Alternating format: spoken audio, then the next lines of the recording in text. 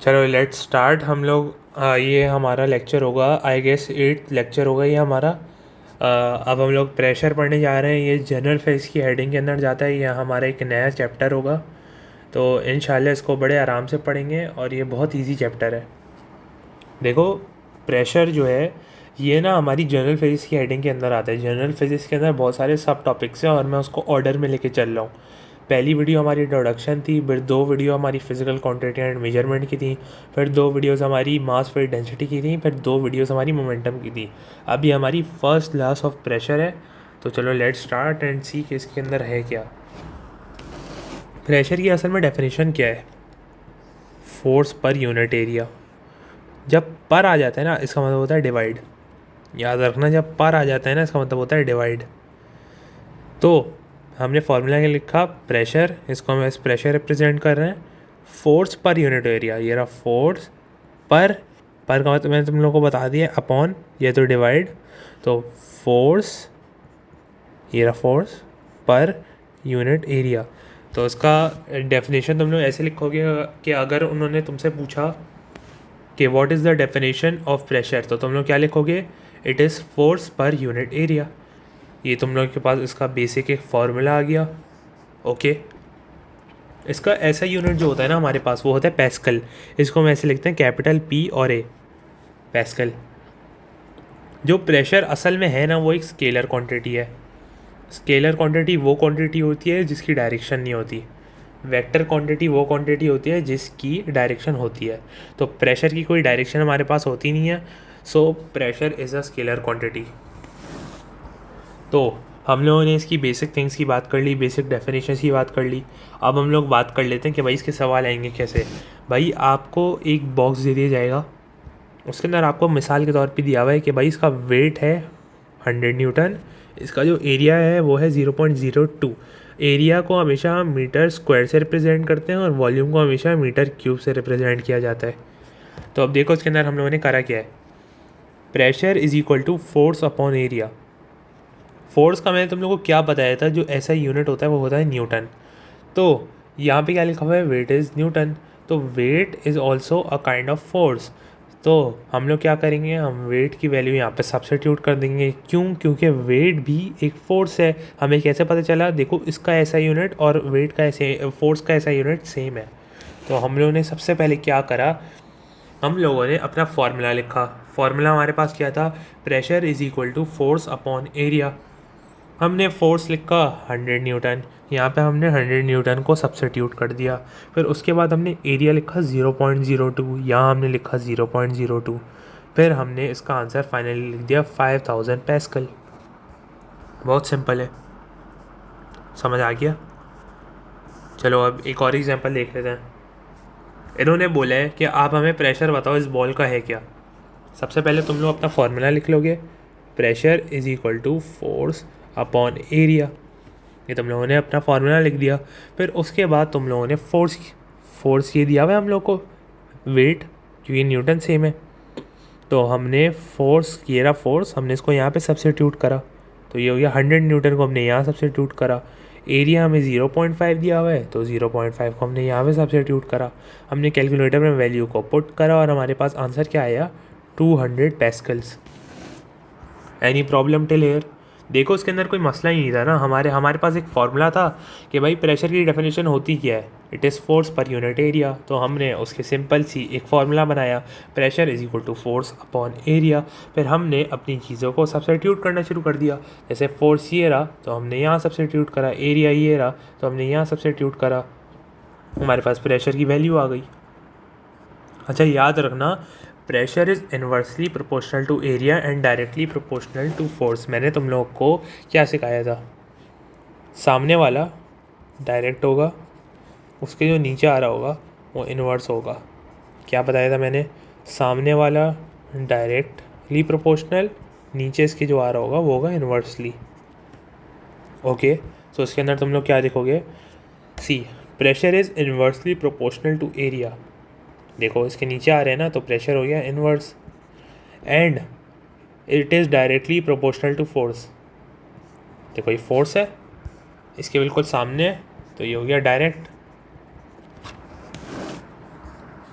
अच्छा, smaller the area larger the pressure. देखो, pressure और एरिया इन्वर्स प्रोपोर्शन के अंदर है, तो अगर एक क्वांटिटी बढ़ेगी तो दूसरी कम होगी। अब इन्होंने क्या बोला हुआ है, एरिया कम होगा।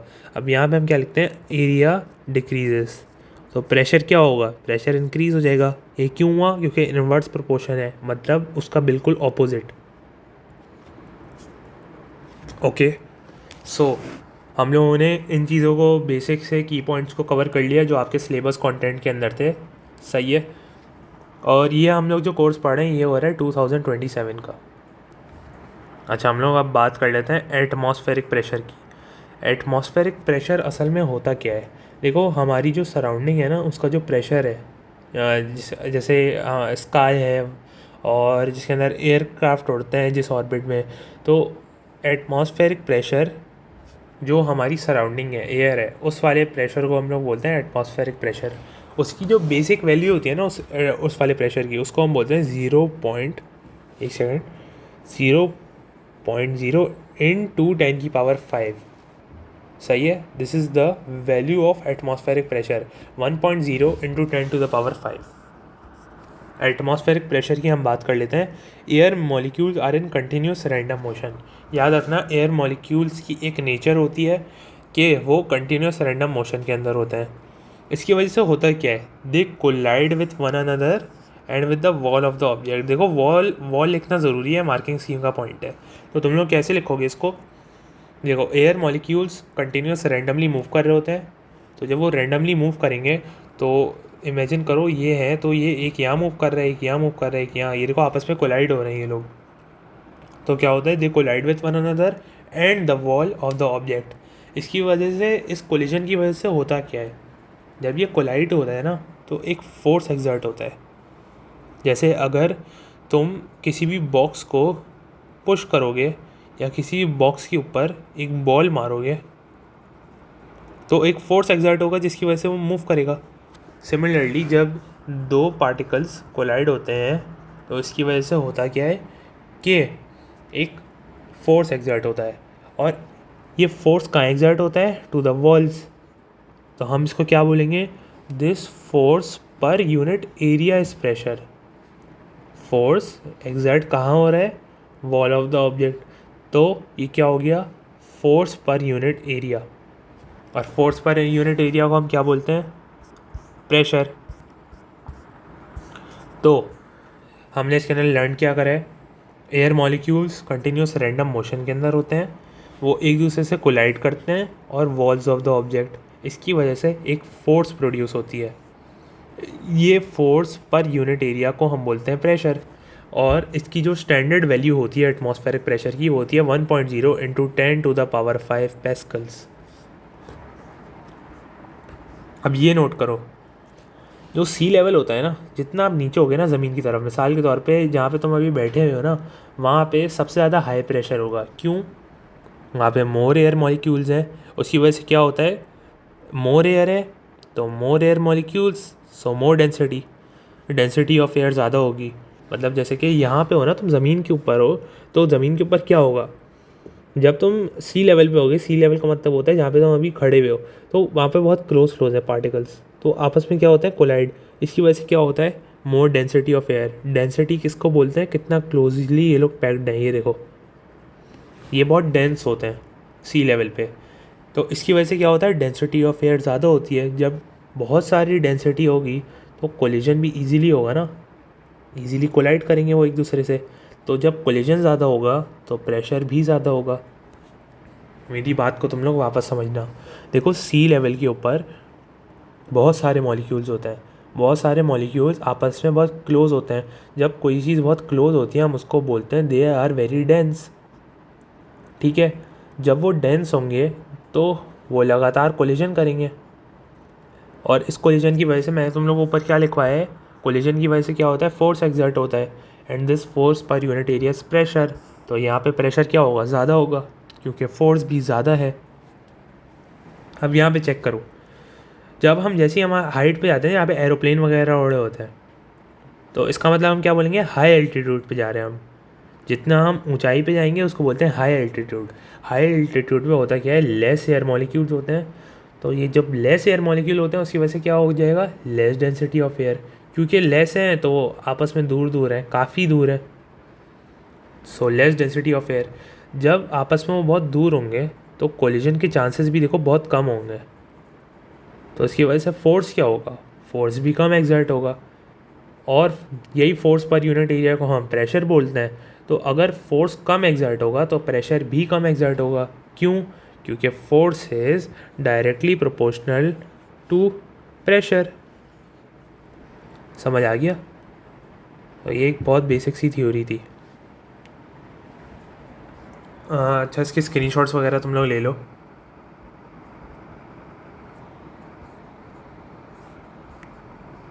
ओके, चलो अब इस वाले क्वेश्चन को देख लेते हैं। Why atmospheric pressure decreases with height. यही मैंने तुम लोग को अभी सिखाया है। हाई एल्टीट्यूड, जैसे हम ऊंचाई पे जाएंगे तो लो डेंसिटी ऑफ मॉलिक्यूल, मतलब कम कम मॉलिक्यूल होंगे, वो आपस में क्लोज नहीं होंगे, बहुत फार अवे होंगे, तो लेस फोर्स जनरेट होगा और लेस कोलिजन होगी।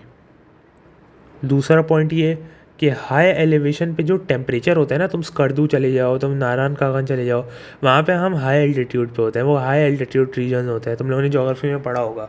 तो उसकी वजह से जो हमारा टेम्परेचर होता है ना, वो लो टेम्परेचर होता है। इसकी वजह से जो पार्टिकल्स होते हैं ना, वो बहुत स्लो मूव करते हैं। जब टेम्परेचर कम होता है ना, तो पार्टिकल्स बहुत स्लोली मूव करते हैं, लेकिन अगर टेम्परेचर ज़्यादा होता है तो पार्टिकल्स बहुत फास्ट मूव करते हैं।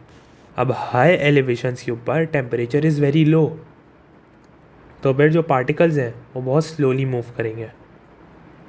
तो इसकी वजह से क्या होगा, स्लो मूव करेंगे तो लेस फोर्सफुल कोलिजन, उनके पास वो बहुत स्लो स्पीड से टकराएंगे, क्योंकि स्पीड कम होगी तो फिर वो बहुत कम स्पीड से टकराएंगे। अब तुम खुद बताओ, अगर तुम किसी चीज़ को आराम से टकराओगे तो उसके अंदर फोर्स तो कम ही लगेगी ना, आराम से धक्का मारोगे तो फोर्स तो कम ही लगेगी ना। तो इसको हम एक बार वापस से देख लेते हैं। हाई एल्टीट्यूड पे लो डेंसिटी ऑफ मॉलिक्यूल्स होते हैं, और इसकी वजह से क्या होता है, लेस फोर्स होती है, क्योंकि लेस कोलिजन होते हैं आपस में। हम हाई एलिवेशंस के ऊपर जाएंगे तो टेम्परेचर कम होता है, टेम्परेचर कम होने की वजह से पार्टिकल्स स्लोली मूव करते हैं। इसकी वजह से होगा क्या, लेस फोर्सफुल कोलिजन्स। अच्छा, तो चलो हमने इसके अंदर नॉर्मली ये बात कर ली है, मेन टॉपिक्स हमारे कवर हो गए हैं। अब हम लोग बात कर लेते हैं कि बैरोमीटर की। देखो, एटमॉस्फेरिक प्रेशर जो है ना, वो हम लोग मेजर करते हैं बैरोमीटर से। बैरोमीटर असल में होता क्या है, देखो तुम लोग इसको ऐसे लो कि ये एक डिश है, इसको ऊपर से बंद कर दिया गया है। ये एक पानी की डिश थी, जैसे तुम लोगों ने एक डिश ली, उसके अंदर तुम लोगों ने पानी भर दिया, फिर तुम लोगों ने एक ऐसा उसके अंदर एक ऐसा बीकर लिया और उसको उल्टा करके डाल दिया। ओके, ये देखो, ये उल्टा करके डाल दिया। फिर क्या होगा, जब तुम लोग इसको फ्लिप करोगे ना, तो क्या होगा, जब ये फुल था ना यहाँ से, तो ये हल्के हल्के नीचे आना शुरू होगा। देखो, बैरोमीटर है क्या, असल में इसको मरकरी से भर दिया जाता है, मर्क्यूरी से। आपने बीकर है, उसके अंदर आपने मर्क्यूरी डालना है, फिर आपने इस जैसे ही बीकर लिया, इसके अंदर आपने डाला मर्क्यूरी, फिर आपने उसको फ्लिप करके एक डिश के अंदर डाल दिया, फ्लिप कर दिया, ये देखो उल्टा कर दिया। उसकी वजह से क्या होगा, जो मर्क्यूरी लेवल है वो ऐसे करके ड्रॉप होगा, ड्रॉप होगा, ड्रॉप होगा, और एक पॉइंट आ जाएगा कि वो इस लेवल पे ड्रॉप हो गया और यहाँ से नीचे जाना वो बंद हो गया, और एक वैक्यूम क्रिएट हो जाएगा यहाँ पे।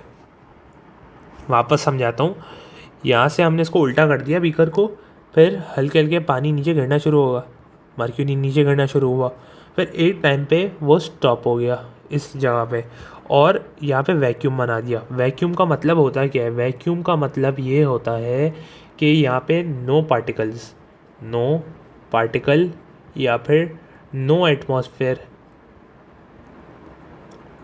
सही है, तो यहाँ पे एक वैक्यूम क्रिएट हो जाता है और ये इस पॉइंट पे आके रुक जाता है। ऐसा क्यों होता है, देखो बाहर जो एटमॉस्फेयर है ना, बाहर का, ये बाहर का एटमॉस्फेयर एक्ट कर रहा है, इसको बोलते हैं एटमॉस्फेरिक प्रेशर। ये बाहर का एटमॉस्फेयर इस पर एक्ट कर रहा है, ये देखो मैंने लिखा हुआ है एटमॉस्फेरिक प्रेशर, और ये इंटरनल प्रेशर इसके ऊपर एक्ट कर रहा है, देखो इंटरनल। तो हुआ क्या, बाहर का एटमॉस्फेरिक प्रेशर और अंदर का इंटरनल प्रेशर ऑफ मर्क्यूरी ये आपस में बैलेंस हो जाता है एक पॉइंट पे आके फ्लिप करने के बाद, और इसकी वजह से फर्दर जो आपका मर्क्यूरी है वो ड्रॉप होना रुक जाता है। तो मैं वापस से समझा देता हूँ। आपने एक डिश ली, आपने उसके अंदर डाला पानी, फिर आपने क्या करा, फिर आपने एक बीकर लिया और उसके अंदर आपने डाला पानी, फिर आपने क्या करा, उस बीकर को आपने उस डिश के अंदर कर दिया उल्टा। अब खुद कॉमन सेंस से सोचो कि पानी जो है वो नीचे की तरफ जाएगा, सही है, वो नीचे जाएगा, लेकिन एक टाइम पे आगे पानी जो है वो रुक जाएगा नीचे जाना और एक वैक्यूम क्रिएट हो जाएगा। फिर होगा क्या, पानी फर्दर नीचे क्यों क्यों नहीं गिर रहा, ये आपसे सवाल पूछा जाएगा पास्ट पेपर के अंदर। ये इसलिए नहीं गिर रहा because the outside atmospheric pressure balances with the internal pressure of the mercury और द लिक्विड। तो इसकी एक्सप्लेनेशन मैंने लिखी हुई है, देखो ये ट्यूब है आपके पास, ये tube, this is filled with mercury. फिर हम क्या करते हैं, वी टिल्ट द बैरोमीटर, हमने इसको टिल्ट कर दिया, mercury level falls until it becomes constant, मतलब एक जगह पे आके रुक जाता है, ये मर्क्यूरी लेवल गिरेगा और एक जगह पर आकर रुक जाएगा। ओके, तो tube is filled with mercury, हम ट्यूब को करेंगे टिल्ट, लेवल फॉल होगा और कांस्टेंट बन जाएगा। Mercury level stops falling when atmospheric pressure inside is equal to the atmospheric pressure outside. As the height increases, atmospheric pressure decreases, so level of mercury falls। देखो जैसे जैसे हम altitude के ऊपर जाएंगे, तो मैंने तुम लोगों को बता दिया वहाँ पे क्या होता है, एटमॉस्फेरिक प्रेशर जो हमारे पास है वो हो जाता है डिक्रीज़ हो जाता है एटमॉस्फेरिक प्रेशर। फिर होता क्या है, जो हमारे पास लेवल ऑफ मर्क्यूरी है ना वो और गिर जाता है। क्यों? क्योंकि बाहर का जो प्रेशर है वो कम हो गया है, तो बाहर का प्रेशर अगर कम हो गया है तो वो और ज़्यादा गिरेगा ना, और ज़्यादा गिरेगा। ये समझ आई है तुम लोग को बात? तुम लोग ना इस चीज़ को तुम लोग को थोड़ा मेमोराइज़ करना पड़ेगा, इसके अंदर लॉजिक नहीं है, ये बहुत पुराने टाइम के अंदर बना था, 1700s के अंदर, ये किसी साइंटिस्ट ने करा था, माउंटेन पे लेके किया था वो, फिर उसने चेक करा था एटमॉस्फेरिक प्रेशर को। अच्छा देखो, एटमॉस्फेरिक प्रेशर हम लोग इसको मेजर कैसे करते हैं, इस लेंस से, ये हम लोग का मीटर है, इसको हम रीड करते हैं तो हम लोग को पता चल जाता है कि ज़्यादा है कि कम है। अब मैं तो अपनी बात को रिपीट करता हूँ, हमने फिल करा मर्क्यूरी से, एक बर्तन था, एक हमने ट्यूब लिया ऐसे करके, उसके अंदर हम लोगों ने डाला मर्क्यूरी और हमने उसको फ्लिप कर दिया। जब हमने फ्लिप करा तो मर्क्यूरी जो है वो नीचे गिरना शुरू हुआ। जब वो गिरना शुरू हुआ तो वो एक टाइम पे आके स्टॉप हो गया गिरना, यहाँ स्टॉप हो गया। इसकी वजह से एक वैक्यूम क्रिएट हो गया। वैक्यूम क्यों क्रिएट हुआ और ये गिरना स्टॉप क्यों हुआ? क्योंकि जो इंटरनल प्रेशर था मर्क्यूरी का वो आउटसाइड एटमॉस्फेरिक प्रेशर से बैलेंस हो गया। समझो ये 100 पैस्कल है, ये भी 100 पैस्कल होगा अंदर का, ये आपस में मैच हो गया तो वो स्टॉप हो गया रुकना। और फिर हमने एक बात करी है, जैसे जैसे हाइट इंक्रीज़ होती है, आप एल्टीट्यूड पे जाते हो, तो असल में होता क्या है, एटमॉस्फेरिक प्रेशर वहाँ कम होता है। क्यों कम होता है? क्योंकि मॉलिक्यूल्स कम होते हैं, मैंने तुम लोग को इसके अंदर बताया है पूरा। उसकी वजह से होता क्या है, लेवल ऑफ मर्क्यूरी फर्दर गिर जाता है और गिरना शुरू हो जाता है। मतलब अगर ये यहाँ है ना तो यहाँ आ जाएगा लेवल ऑफ मर्क्यूरी। अब मैं तुम्हें इसकी एग्जांपल दिखाता हूँ। इमेजिन करो सी लेवल पे जो आपका मोर एटमॉस्फेरिक प्रेशर होता है, क्योंकि ज़्यादा मॉलिक्यूल्स होता है, तो इसकी वजह से होगा क्या, मोर लेवल ऑफ हाइट होगी। ये देखो सी लेवल की बात हो रही है, एटमॉस्फेरिक सी लेवल पे ज़्यादा है तो हाइट देखो इसकी कितनी ज़्यादा है, टॉप तक है। कितना है ये, कितनी हाइट दे रहे हैं हम लोग को, 1000 मिलीमीटर। और ये क्यों है, मोर एटमॉस्फेरिक प्रेशर यहाँ पे होगा तो हाइट भी उतनी ज़्यादा होगी। लेकिन जब हम आते हैं लेस एटमॉस्फेरिक प्रेशर, जैसे मैंने तुम लोगों को बताया, तो हाइट जैसे जैसे हायर एल्टीट्यूड पे हम लोग जाते हैं, जैसे जैसे ऊपर आसमान में हम लोग जाते हैं, तो हमारे पास एटमॉस्फेरिक प्रेशर जो है ना वो कम होना शुरू हो जाता है, क्योंकि मॉलिक्यूल्स कम होते हैं। इसकी वजह से लेस लेवल ऑफ हाइट होती है। देखो हाइट इसके अंदर कितनी हो गई, कम हो गई। पहले ही देखो ना कितनी सारी थी जब मोर एटमॉस्फेरिक प्रेशर था। जब लेस हुआ, जब हम हाई एल्टीट्यूड पे गए, एरोप्लेन के लेवल पे गए, तो वहाँ पे क्या हुआ, लेवल ऑफ मर्क्यूरी जो है वो गिर गया, लोअर लेवल। ये कितना हो गया, 500 मिलीमीटर। पहले कितना था, 1000 मिलीमीटर। अच्छा याद रखना, अगर ट्यूब पतला सा है इतना सा, और एक ट्यूब इतना मोटा है, इतना फैट है, और एक ट्यूब इतना छोटा सा है, तो इसकी वजह से होगा क्या, थिकनेस या diameter of the tube does not effect the level of mercury. चाहे वो ट्यूब इतनी बड़ी हो, चाहे वो जो ट्यूब है वो इतनी थिन हो, उसकी वजह से लेवल में फ़र्क नहीं पड़ेगा। उसका लेवल भी यहाँ पे 50 ही रहेगा, थिक वाली का भी, और थिन वाली का भी लेवल 50 ही रहेगा।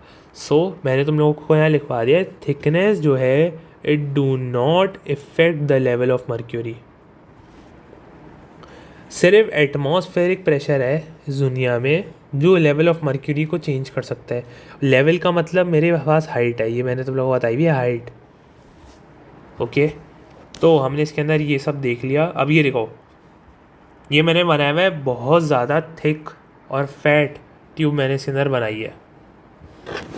It is very thick and have the same level. देखो बहुत थिक है, इसकी हाइट कितनी आ रही है, 100 मिलीमीटर। चाहे ये वेरी थिक है, सेम लेवल रहेगा। अब इसके अंदर क्या है, वेरी थिन। ये देखो ये कितनी कम सी है, पतली सी है, लेकिन इसके अंदर भी लेवल कितना रहेगा, सेम। हमें कैसे पता चला, ये देखो यहाँ पे भी 100 मिलीमीटर है, यहाँ पे भी 100 मिलीमीटर है। तो थिकनेस से या थिननेस से आपका लेवल ऑफ मर्क्यूरी इम्पैक्ट नहीं होता, लेवल आपका सेम ही रहता है, चाहे वो थिक हो या थिन हो। चलो प्रेशर इन लिक्विड्स की बात कर लेते हैं।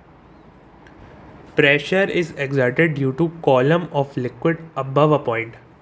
प्रेशर इन लिक्विड का ये देखो, एक column of liquid above a point, ये आपके पास है लिक्विड, सही है। इसके बीच में आपके पास एक पॉइंट है, समझो इस पॉइंट को आप कंसिडर कर लो ए पॉइंट। ये देखो तुम्हारे पास लिक्विड है, यहाँ पे एक पॉइंट है, इसको हम बोलते हैं पॉइंट ए।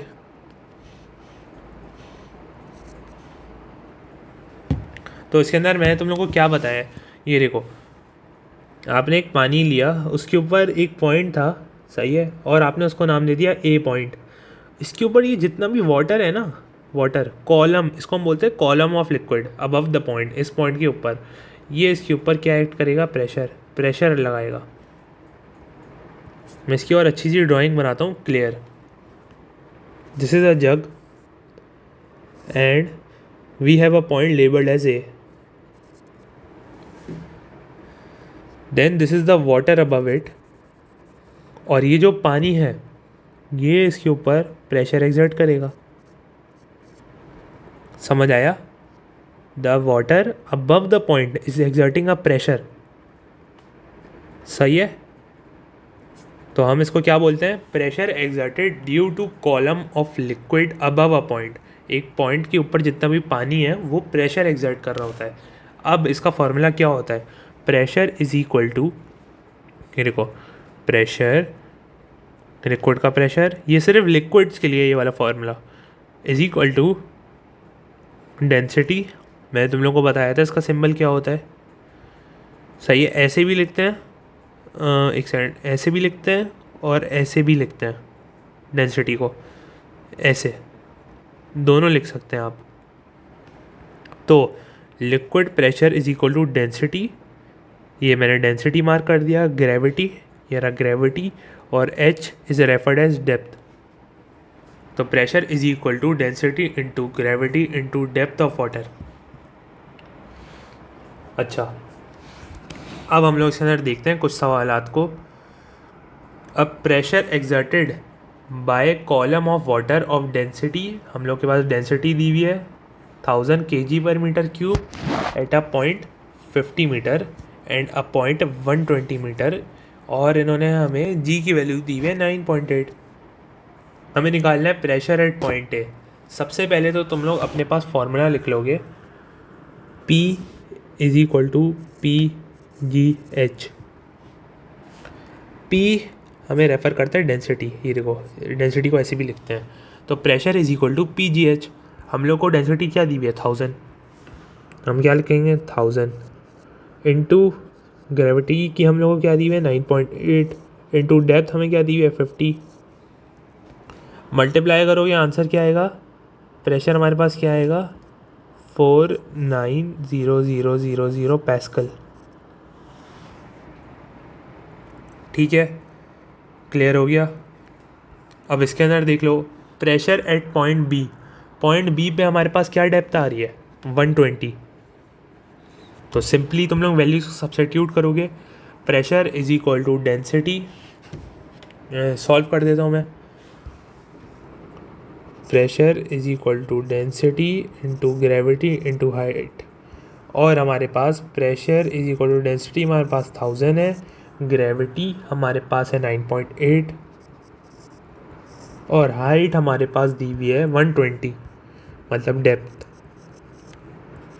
हमारे पास प्रेशर आ रहा है 1176,000 पैस्कल। ठीक है, एवरीथिंग क्लियर। वर्किंग मैंने तुम लोग को सॉल्व करके दिखाई है।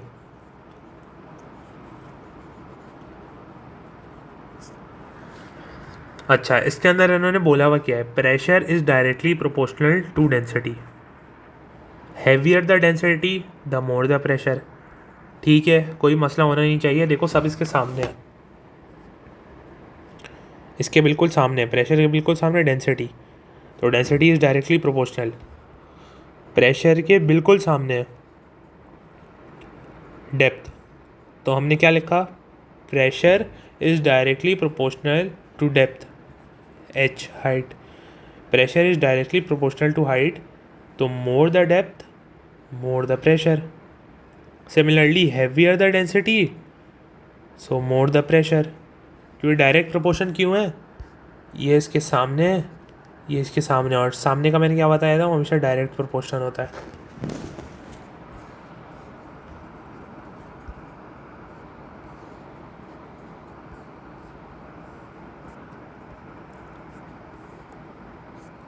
चलो अब टोटल प्रेशर की बात कर लेते हैं।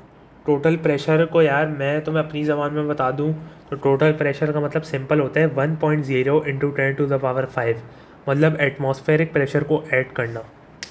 देखो, for total pressure we always add 1.0 into 10⁵, that is atmospheric pressure. देखो अब इन्होंने क्या बोला है, find the total pressure if density P के ज़रिए रेफ़र करा जाता है इसको, स्लैंट पी। तो find the total pressure if density is 1000 kg per cube, gravity is 9.8 and depth is 20।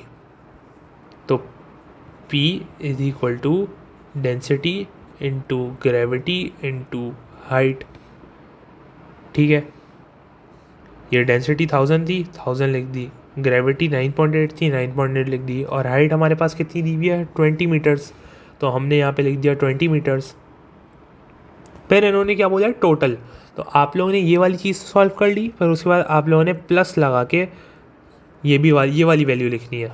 क्यों, हमें टोटल प्रेशर चाहिए।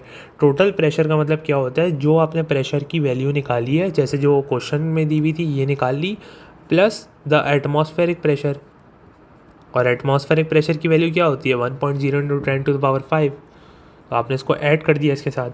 तो हमारे पास फाइनल आंसर क्या आया 296,000, 2,96,000 पैस्कल्स।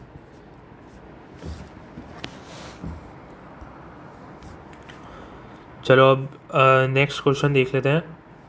देखो मैंने तुम लोग को क्या सिखाया था कि अगर इन्होंने तुमसे चेंज पूछा है, चेंज का मतलब मैंने तुम लोग को हमेशा क्या रेफ़र करवाया है, डेल्टा। देखो डेल्टा सही है ना, कोई मसला नहीं होना चाहिए इसके अंदर। अब तुम लोग को अगर चेंज इन प्रेशर निकालना है, देखो चेंज इन प्रेशर, तो तुम लोग क्या करोगे, सबसे पहले तुम लोग अपने पास फॉर्मूला लिख लोगे। Pressure into gravity into height. लेकिन हाइट देखो हमारे पास सवाल में दिया क्या है, एक डाइवर है, dives from a point A to point B, density हमारे पास दी हुई है 1000, A is 10 metre, B is 15 metre, find the change in pressure. देखो वो पॉइंट ए पे वो 10 मीटर नीचे था गहराइयों में, फिर वो पॉइंट बी पे ट्रेवल करा मतलब 15 मीटर, तो प्रेशर में असल में चेंज आया क्या, देखो वो 5 मीटर और नीचे गया है। देखो उन्होंने पूछा क्या है कि चेंज इन प्रेशर क्या है, उन्होंने प्रेशर नहीं पूछा आपसे, उन्होंने पूछा चेंज इन प्रेशर क्या है। चेंज इन प्रेशर हम कैसे निकालेंगे, वही पॉइंट ए से वो पॉइंट बी जा रहा है तो वो और गहराइयों में जा रहा है तो प्रेशर तो चेंज होगा ना। तो इसके लिए हम लोग रेफर इसके अंदर जो हमें चेंज मिला हुआ है वो एक हम लोग को हाइट में ही मिला हुआ है। देखो ये वाली क्वांटिटी भी सेम है और डेंसिटी भी हमारे पास सेम है, हमारे पास 9.8 जो हमारे पास ग्रेविटी होती है वो भी सेम है, सिर्फ हमारे पास डेप्थ का डिफरेंस आया हुआ है। तो हम लोग सिंपली क्या लिख देंगे इसको, डेल्टा एच। जब भी वो चेंज इन प्रेशर बोले हैं तो ये वाला फॉर्मूला लिख देना। अब इसको हम लोग सॉल्व कर लेते हैं। Delta P is equal to, density हमारे पास 1000 है, ग्रेविटी 9.8 है, और 15 और 10 में हम लोग को चेंज निकालना है, तो 15 minus 10, delta P is equal to 4900 pascals.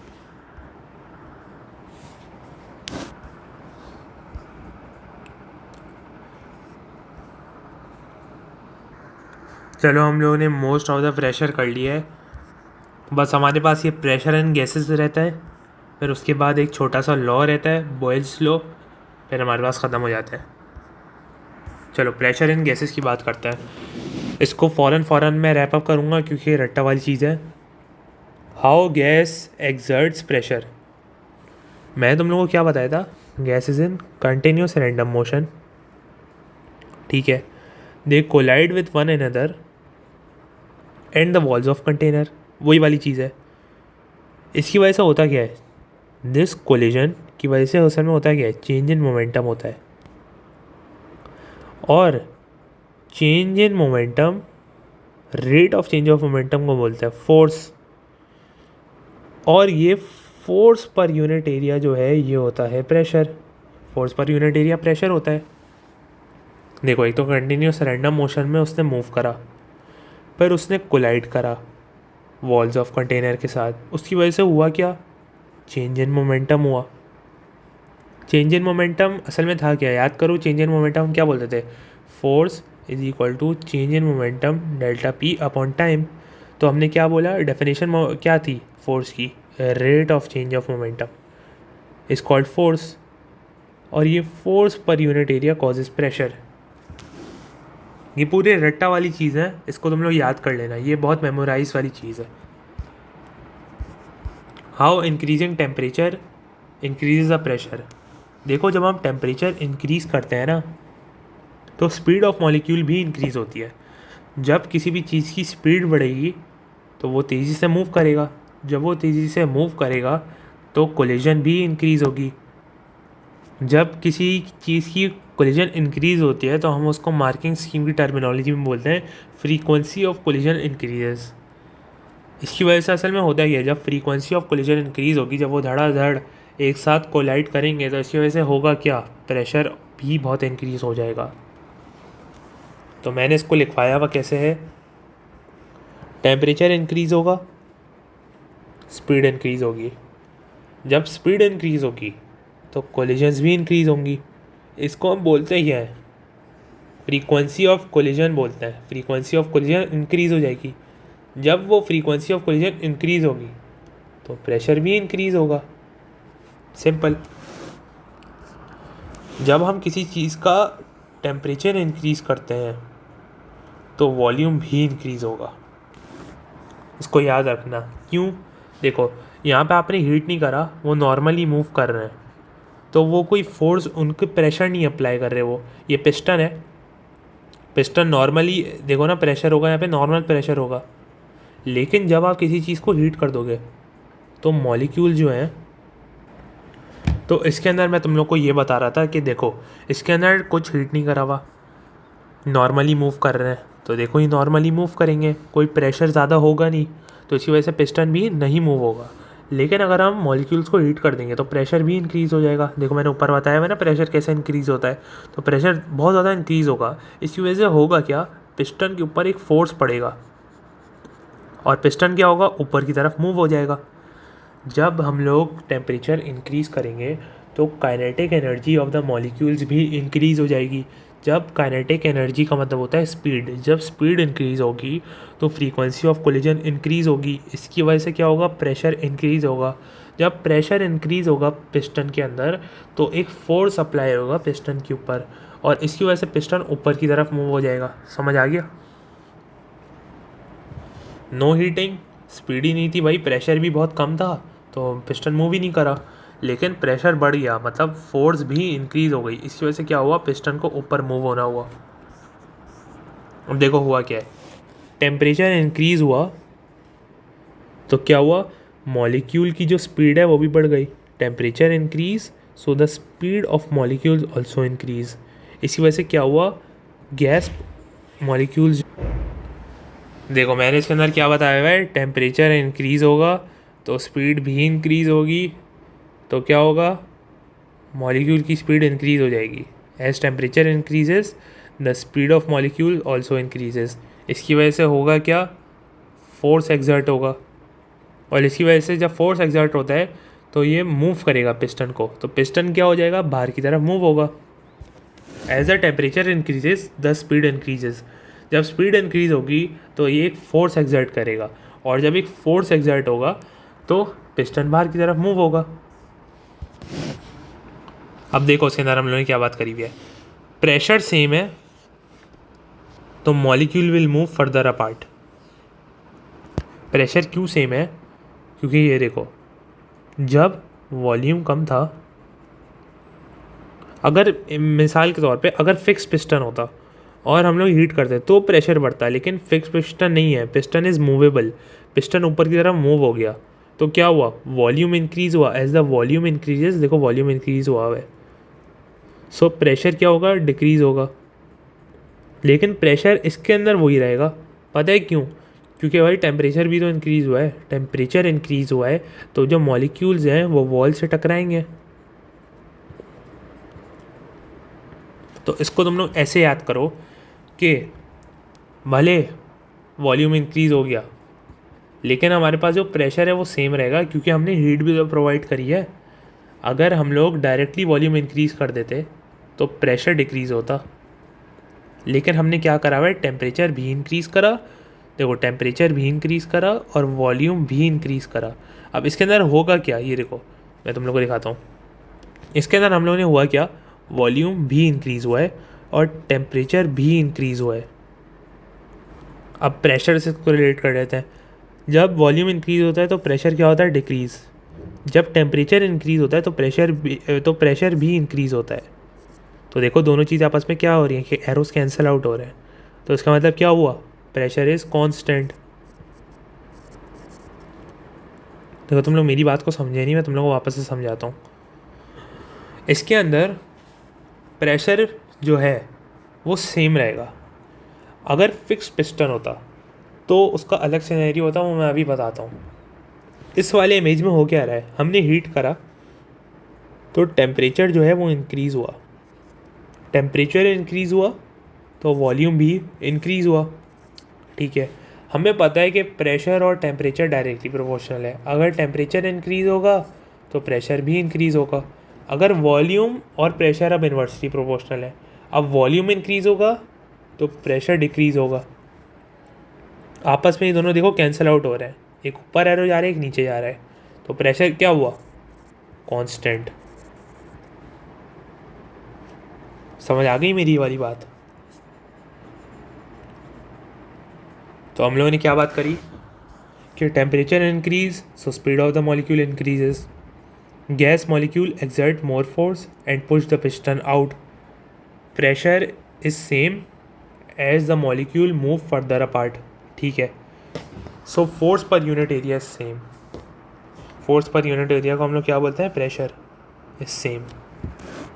अब हम लोग बात कर लेते हैं बॉयल्स लॉ की।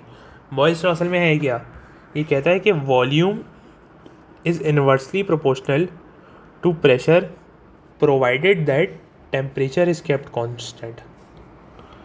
मतलब अब इसके अंदर तुम लोगों ने नोट क्या करा कि वॉल्यूम अगर इंक्रीज़ होगा तो प्रेशर भी है डिक्रीज़ होगा। क्यों? इन्वर्स प्रोपोर्शन लिखा हुआ है ना यहाँ पे। तो अगर वॉल्यूम इंक्रीज़ हो रहा है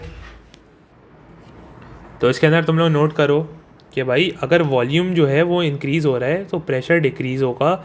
ये बॉयज़ लॉ की हमारे पास एक बेसिक सी स्टेटमेंट है जिसको हम बोलते हैं इन्वर्स प्रोपोर्शनल। और जो हमारे पास टेम्परेचर है वो कांस्टेंट रहता है। ठीक है, इसका हम लोग फॉर्मूला हमारे पास एक होता है बॉयज़ लॉ का, वो होता है P1V1 is equal to P2V2। मतलब P1 प्रेशर 1 और volume 1 is equal to pressure 2 volume 2। Basic सा फॉर्मूला होता है।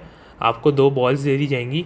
इसके अंदर हम लोग क्या करेंगे, मिसाल के तौर पे अगर आपको 2 बॉल्स दी हुई हैं, इसका प्रेशर है 30 पैस्कल, इसका है 20 पैस्कल, इसका वॉल्यूम है 20 मीटर क्यूब, इसका है 30 मीटर, इसका है x, हमें नहीं पता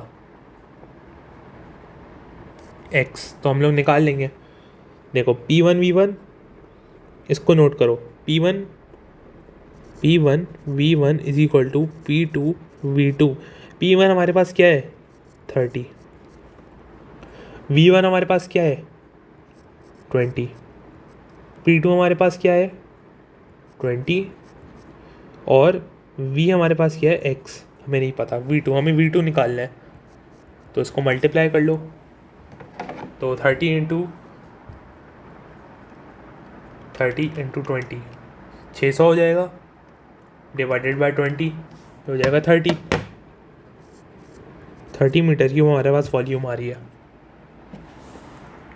सही है, इसको हम ऐसे सॉल्व करते हैं। ये मैंने एक एग्जांपल दिया। अच्छा, रिलेशन क्या है इनका आपस में? अगर वो पूछें what is the relation between pressure and volume, तो तुम लोग क्या लिखोगे? Pressure is inversely proportional to volume. अब हम लोग इसको क्या लिखेंगे, देखो इसकी मैंने एक्सप्लेनेशन लिखी हुई है। As the volume decreases molecules come together. देखो वॉल्यूम कम हुआ, वॉल्यूम छोटा हो गया, तो मॉलिक्यूल्स आपस में करीब करीब हो गए। अगर वॉल्यूम ज़्यादा होता, देखो वॉल्यूम ज़्यादा है, मॉलिक्यूल्स दूर दूर हैं, दूर दूर हैं, दूर दूर हैं। लेकिन अगर वॉल्यूम कम हो गया, वॉल्यूम करीब आ जाएंगे। तो volume decreases so molecules come together, so rate of collision increases. जब वो करीब आ जाएंगे तो कोलिजन बढ़ जाएगा। तो हमने क्या लिखा है, वॉल्यूम डिक्रीज़ हुआ। तो इसके अंदर तुम लोग देखो कि भाई, तो हमने पहली स्टेटमेंट ही बात कर ली कि भाई वॉल्यूम डिक्रीज़ होगा तो मॉलिक्यूल्स बहुत क्लोज आ जाएंगे, इसकी वजह से रेट ऑफ कोलिजन इंक्रीज़ हो जाएगा। Molecule collide with the wall of container more frequently, मतलब वो बहुत तेज़ी से कोलिजन होगा, उनका कोलाइड करते रहेंगे वॉल ऑफ कंटेनर से। इसकी वजह से होगा क्या, force per unit area increase हो जाएगा। फोर्स पर यूनिट एरिया को हम क्या बोलते हैं, प्रेशर। ये सारी रट्टा वाली चीज़ें तुम लोग इसको मेमोराइज़ करना होगा। सो प्रेशर इंक्रीजेज, जब force per unit area increase हो जाएगा, जब फोर्स इंक्रीज़ होगा पर यूनिट एरिया, इसका मतलब क्या होता है, pressure will also increase. Temperature इस लॉ के अंदर क्या बोला हुआ था, temperature should remain constant. Boyle's law है क्या, volume of the gas is inversely proportional to pressure provided that temperature is kept constant. तो टेम्परेचर हमारे पास कांस्टेंट है, तो ये देखो टेम्परेचर इज़ कांस्टेंट, तो स्पीड जो है वो भी हमारे पास मॉलिक्यूल्स की क्या रहेगी, कांस्टेंट। अगर टेम्परेचर कांस्टेंट होगा तो स्पीड भी हमारे पास कांस्टेंट होगी, क्योंकि काइनेटिक एनर्जी में तो कोई चेंज ही नहीं आ रहा। सही है। अच्छा, लास्ट हमारे पास इसके ग्राफ है। ग्राफ का मैंने तुम लोगों को क्या बताया था, रिलेशन तुम लोग पहले अपने पास लिख लोगे, pressure is inversely proportional to volume. Inverse का ग्राफ मैंने तुम लोगों को कैसे बताया था, कैसे लिखते हैं, ऐसे लिखते हैं। ग्राफ लिखा, पहले तुम लोगों ने सबसे पहली चीज़ लिखी प्रेशर, प्रेशर का तुम लोगों ने लिख दिया P है, वॉल्यूम का तुम लोगों ने लिख दिया V। ठीक है, चलो तुम लोग डायरेक्ट यूनिट्स ही लिख सकते हो कि लिखा आपने सबसे पहले प्रेशर, फिर आपने लिखा वॉल्यूम, फिर आपने क्या रिलेशन लिखा हुआ है, ये आपस में इन्वर्सली प्रोपोर्शनल है। तो तुम लोगों ने ऐसे करके ग्राफ बना दिया नीचे की तरफ। ये हो गया हमारे पास इन्वर्स प्रोपोर्शन का ग्राफ। अब इसके अंदर ये भी इन्वर्स प्रोपोर्शन है, लेकिन हमने सिर्फ वैल्यू सब्स्टिट्यूट करी हुई है। इसमें स्ट्रेट लाइन आ क्यों रही है? क्योंकि हमने डायरेक्ट के अंदर क्या होता है, m is directly proportional to v। तो हम लोग इसको कैसे बनाते हैं, m v, और ये ऐसे करके इसके अंदर भी हमने सिमिलरली सिर्फ सब्स्टिट्यूट करा है। इसके अंदर देखो हमने क्या लिखा था, p लिखा था और v लिखा था, सही है। लेकिन अब हमने इसके अंदर सब्स्टिट्यूट कर दिया, p को हमने यहाँ लिख दिया और 1/v को हमने यहाँ लिख दिया। ये है डायरेक्ट प्रोपोर्शन का साइन। तो हमारे पास एक स्ट्रेट लाइन आ जाएगी। इसके दो ग्राफ हैं। अगर तुम्हें ऐसा ग्राफ दिया हो जहाँ पे p लिखा हो और यहाँ v लिखा हो तो हमेशा ऐसे बन जाएगा। लेकिन अगर p यहाँ दिया हुआ है और 1/v यहाँ दिया हुआ है तो हम एक स्ट्रेट लाइन का बना देंगे, सही है। बस यहाँ पे हम लोग क्लास को एंड करते हैं। हमारा प्रेशर का सब कंप्लीट हो चुका है। जिसको नोट्स लेना है वो नोट्स ले सकता है। हम अब नेक्स्ट क्लास हमारी पास्ट पेपर्स की होगी, सही है। whoever wants to take screenshot they can।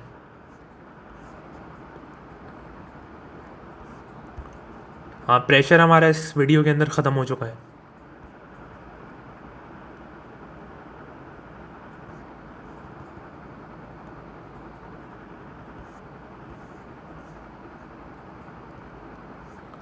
मैं बस पॉज करते जा रहा हूँ, तुम लोग ताकि स्क्रीनशॉट ले लो। चलो सही है, क्लास को एंड करते हैं।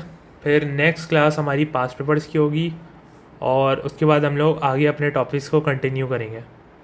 अल्लाह हाफ़िज़।